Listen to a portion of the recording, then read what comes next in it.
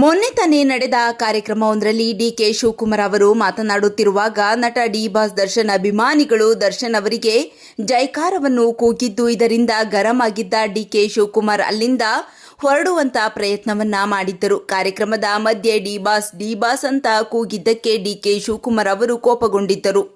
ಆದರೆ ಸ್ವಲ್ಪ ಹೊತ್ತಿನ ನಂತರ ತಣ್ಣಗಾದ ಡಿಕೆ ಶಿವಕುಮಾರ್ ಅವರು ಚಾಮುಂಡೇಶ್ವರಿಯನ್ನ ಪ್ರಾರ್ಥನೆ ಮಾಡಿ ಎಲ್ಲ ಒಳ್ಳೆಯದಾಗುತ್ತೆ ಅಂತ ದರ್ಶನ್ ಅಭಿಮಾನಿಗಳಿಗೆ ಸಲಹೆಯನ್ನ ಕೊಟ್ಟಿದ್ದು, ನಂತರ ಅಲ್ಲಿಂದ ಡಿಕೆ ಶಿವಕುಮಾರ್ ತಮ್ಮ ನಿವಾಸಕ್ಕೆ ಹೊರಟರು. ಆದರೆ ಇದೀಗ ಸಿಎಂ ಡಿಕೆ ಶಿವಕುಮಾರ್ ಅವರನ್ನ ನಟ ಕ್ರೇಜಿ ಸ್ಟಾರ್ ರವಿಚಂದ್ರನ್ ಅವರು ಭೇಟಿ ಮಾಡಿದ್ದು, ನಟ ದರ್ಶನ್ ಅವರ ಬಗ್ಗೆ ಕೂಡ ನಟ ರವಿಚಂದ್ರನ್ ಡಿಕೆ ಶಿವಕುಮಾರ್ ಅವರ ಬಳಿ ಮಾತನಾಡಿದ್ದಾರೆ ಅಂತ ಹೇಳಲಾಗುತ್ತಿದೆ.